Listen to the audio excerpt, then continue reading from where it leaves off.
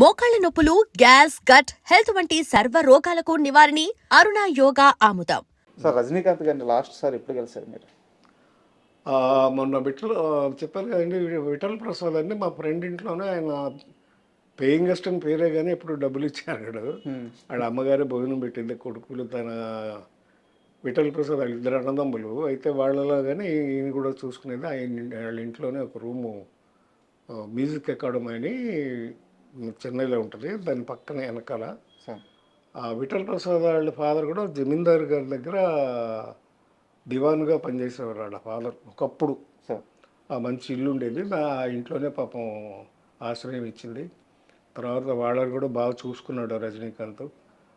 వాళ్ళ అమ్మగారికి ఇల్లు కొనిపెట్టాడు. మళ్ళీ వాళ్ళిద్దరికి విఠల్ ప్రసాద్ అని ఆయనకి వాళ్ళ బ్రదర్ వేణు అని ఆయన కాల్ షీట్లు అన్నీ అప్పచెప్పాడు, వాళ్ళకి డబ్బులు అన్నీ చూశాడు, చాలా బాగా చూసుకున్నాడు. వాళ్ళ అమ్మాయి పెళ్ళి అయితే వెళ్ళాం. ఓకే, వెళ్తే ఆ రోజంతా మా దగ్గర. ఇది ఏ సంవత్సరంలో పెళ్లి జరిగింది? ఒక 3 years అయింది, 3-4 years అయింది. కళ్యాణ మంటపం, ఆయన కళ్యాణ మంటపంలోనే పెళ్లి చేశారు.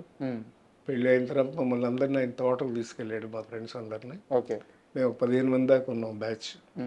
అందరం వెళ్ళాము, రోజంతా ఆయనతోనే స్పెండ్ చేసి మరి అందరినీ మధ్యాహ్నం లంచ్ ఇంటికి తీసుకెళ్ళి వాళ్ళ ఆవిడని స్వయంగా వడ్డం చేయమని వాళ్ళతో భోజనాలు పెట్టి మా అందరికి బట్టలు పెట్టి పంపించాడు.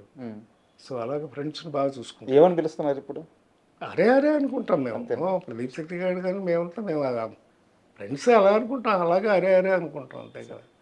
నేను తర్వాత మెల్లగా ఏంటంటే చిరంజీవి గారిని నేను ప్రొడ్యూసర్ అయ్యి ఆయన హీరో అయిన తర్వాత పేరు పెట్టి పిలవడం అది బాగోదని మెల్లమెల్లగా అప్పుడు కూడా చిరు అని పిలిచేవాళ్ళం, అంతేగాని అట్లాగా. మీరు ఇందాక ఒక మాట అన్నారు ఇప్పుడే, కెరీర్ స్టార్టింగ్లో వారి ఇంట్లో పేయింగ్ గెస్ట్గా ఉండేవారు కానీ బట్ ఎప్పుడు పే చేసేవాళ్ళు కాదు, కానీ వాళ్ళు చూపించిన ఆదరణ గుర్తుపెట్టుకొని వాళ్ళకి ఇల్లు కట్టించారు, వాళ్ళ లైఫ్ సెటిల్ చేశారు, పెళ్లి చేశారని చెప్పారు.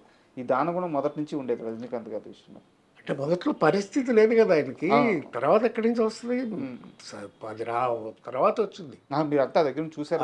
రజనీ తను సంపాదించడం మొదలుపెట్టిన తర్వాత వాళ్ళ ఇంట్లో ఏంటంటే గేటు పక్కనే ఒక షెడ్ ఉండేది. ఓకే, ఆయన ఇంటికి పాయిస్ గార్డెన్లో ఆయనకి ఇల్లు ఉంటుంది.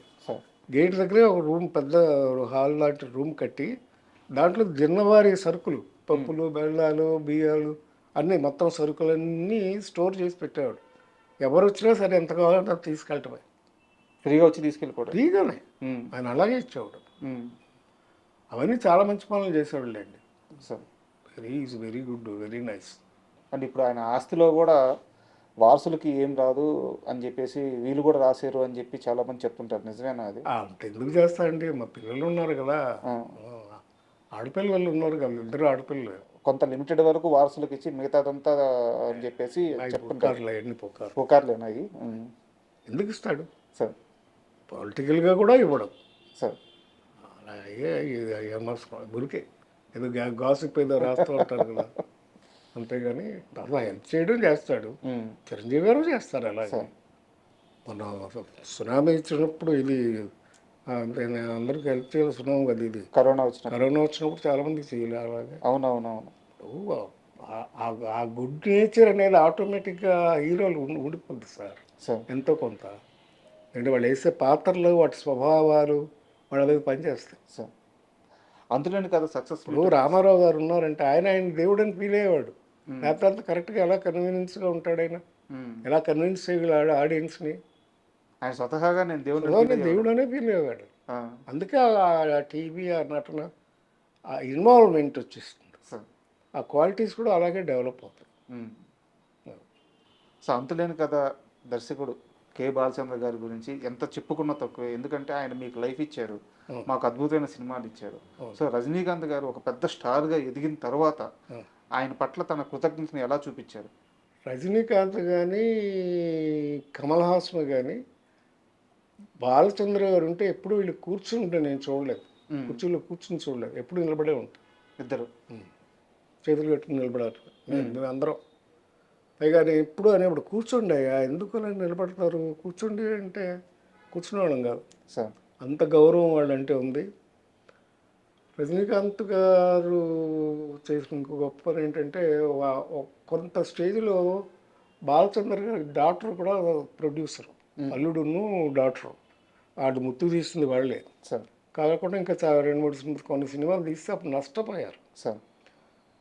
ఆ టైంలోనే కథానాయకుడు రైట్స్ కొని మలయాళం సినిమా తీసుకొచ్చి తెలుగు వర్షను కథానాయకుడు సినిమా బాలచంద్ర గారికి ఇచ్చాడు ఆయన. రెడ్ డేట్స్ కొన్ని కోట్లు, ఎన్నో 7 కోట్లు 8 కోట్లు డబ్బు మిగిల్చి అది బాగా గురువు గారికి గురుదక్షిణగా ఇచ్చుకున్నట్టు.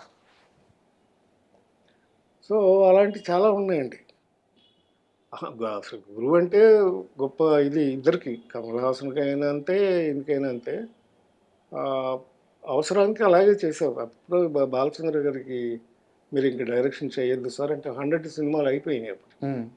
ఆయన ఆఖరికి చేసిన సినిమా ఉదయ్ కిరణ్ హీరోగా అవును సార్ పొయ్యి అని, అబద్ధం పొయ్యి అనే సినిమాలో అదే లాస్ట్ పిక్చరు. దాని తర్వాత ఆయన మళ్ళీ డైరెక్ట్ చేయలేదు. మీ జీవితం మొత్తం సినిమాతో పాటే ట్రావెల్ అవుతూ ఉంది. అవునండి. ఏది మీకు ఎక్కువ సంతోషాన్ని ఇచ్చింది? ఏదో కెరీర్ బాగానే నడిచింది సార్. అట్లాగే నిర్మాత అయిన తర్వాత కూడా ఫస్ట్ పిక్చరే సక్సెస్ అయింది సార్.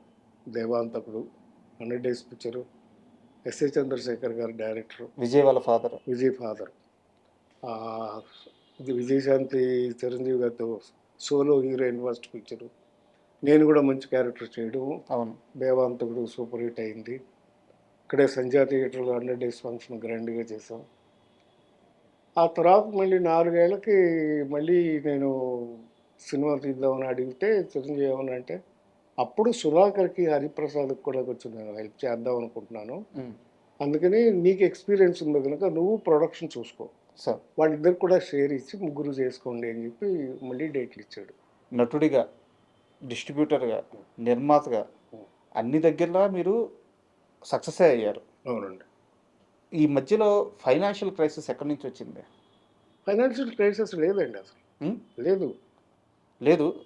జీవి నారాయణరావు అంటే వాళ్ళ నాన్నగారు కానీ, వాళ్ళ నవయుగ డిస్ట్రిబ్యూషన్ కానీ, జీవి నారాయణరావు సంపాదించిన ఆస్తి కానీ, అతను తీసుకున్న రెమ్యునరేషన్ కానీ, ఇవన్నిటితో పోలిస్తే ఈరోజు ఆయన వేరే స్థాయిలో ఉండాలి అనే మాట అయితే నేను విన్నాను. అది కరెక్ట్ ఆలోచన విధానం కాదండి.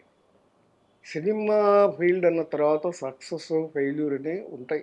బట్ మీకు సక్సెస్ రేట్ చాలా ఎక్కువ ఉంది. ఉంది కానీ ఫెయిల్యూర్స్ కూడా ఉన్నాయి సార్. ఇంటికో రుద్రమ్మ అని ఒక సినిమా తీశాను నేను. సార్. సుజాత్ గారును, చాలా మంచి సబ్జెక్టు. తమిళ్లో వీటికొరు కన్నగి అని తమిళ్లో 100 డేస్ ఆడిన పిక్చర్ సార్ రీమేక్ చేశాను నేను. సుజాత్ నేను పెట్టి తీసా. అది సుజాత్ గారు మిస్కాస్ట్ అయిపోయారు ఆ సినిమాలో. రివెంజ్ తీర్చుకునే కథకి సుజాత్ గారు జనం యాక్సెప్ట్ చేయలేదు సార్. అందుకని ఆ సినిమా ఫ్లాప్, అది ఆడలేదు. అలాగే తర్వాత పెళ్లి నీకు శుభం నాకు అని ఒక సినిమా తీశారు నరేష్ గారితో. అది కొంచెం బ్యాక్ డ్రాప్ అయింది. అది రిలీజ్ అయిన తర్వాత బాగా పాపులర్ అయింది కానీ నరేష్ గారు పిఎన్ రామచంద్రరావు డైరెక్షన్లో తీశారు. సో అలాగా ఒడిదుడుకులన్నీ ఎవరికైనా ఉంటాయి సార్, అవి లేకుండా ఎవరు ఉండరు. మీరు ఎక్కడ మోసపోలేదా డబ్బుల విషయంలో? లేదండి, ఎప్పుడు లేదు.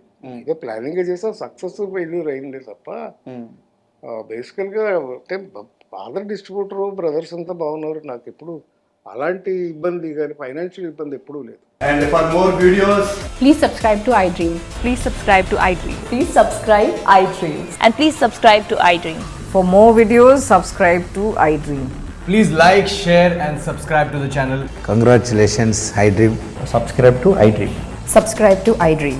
So subscribe to iDream Media.